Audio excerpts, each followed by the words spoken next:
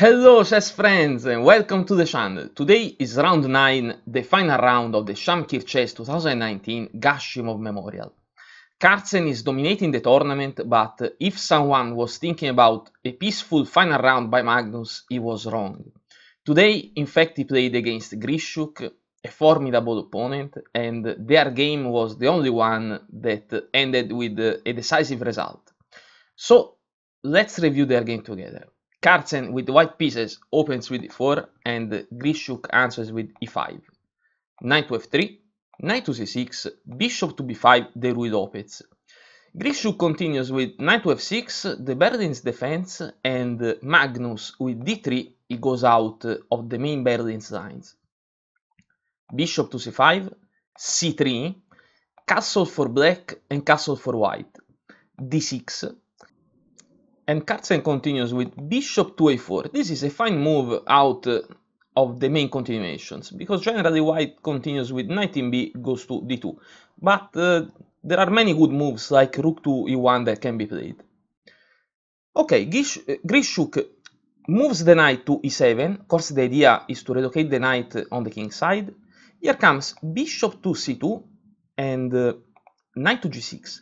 d4, Carlsen can push in the center because the bishop from c2 is protecting e4. Now the bishop moves back to b6 and here comes a4 with the idea to keep pushing to a5. c6 to save the bishop. d captures on e5, knight captures on e5, Carlsen continues with the changes.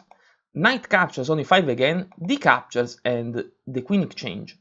Queen captures on d8, rook recaptures on d8, the game is completely equal, and let's watch what Magnus can cook in this game.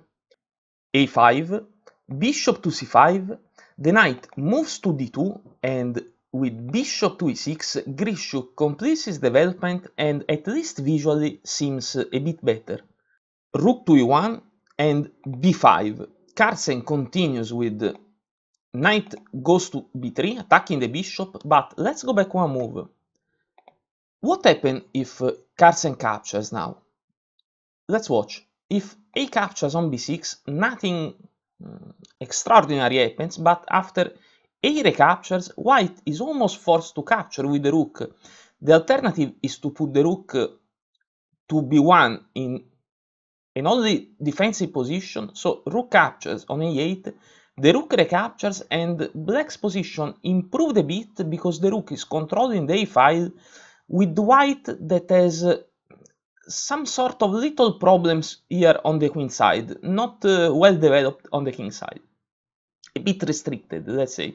Okay, so let's go back to our game. After knight jump to b3, attacking the bishop, bishop captures on b3, bishop recaptures, and the knight jump to g4. f2 is the target, so Carlsen continues with rook to e2.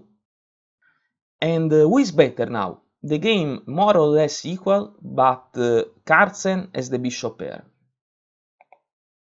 Rook to d6, bishop to g5, king to f8, good move because breaks the pin, and rook to f1, knight to f6, even if white captures, there is the rook, so the structure is not ruined, but I don't think that Carlsen would like to give away his bishop pair even for a little structure damage. Carlsen continues with g3 that creates a safe square for the king to break this pin, a6, king to g2, and knight to d7, and it seems to me that with this move Grischuk is starting to lose a bit the compass, because it seems that finding a good square for his pieces is becoming difficult for him. Bishop to c1, bishop to a7, of course the idea is to leave the c5 square for the knight, and f4. If now he captures on f4, this is a disaster because bishop recaptures on f4 attacking the rook can't leave the 6th rank, rook to g6 is the only safe square, and here comes a rook to d2 attacking the knight. Of course, not the rook behind because the knight becomes pinned, so the knight moves to f6, here comes bishop to d6 with check and king to e8. After e5, white is dominating the position. So after f4, f6 is a good move. Carlsen continues with h4, rook to e8. Finally the rook comes to the center of the board, and h5, h6, bishop to a2 and c5, bishop to e3, e captures on f4 and g recaptures on f4. Rook captures on e4 and black is a pawn up, but white is better, and it's also difficult to explain why. Let's wait a couple of moves, because Carlsen knows this game better than anyone else. After rook captures on e4, he continues with bishop to b1, attacking the rook, not only attacking the rook, but also controlling d3, because the second rook coming to d3 was really a threat, so the rook must go back to e7, and here comes rook in f goes to d1. Only now I can see why white is really a bit better, because the piece coordination is much better than black's piece coordination. Grischuk continues with f5 because he wants to give back a pawn to be able to play knight to f6 and give some mobility to his pieces, but this is a mistake.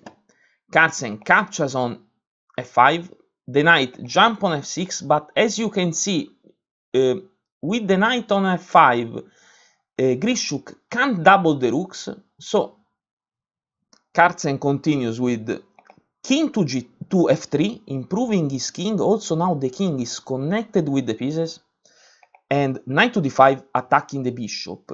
And this is another inaccuracy, because here comes rook to d2, pinning the knight. The rook goes back to d8, bishop to e4, the piece attacking the pinned knight, and the only move is rook in e goes to d7.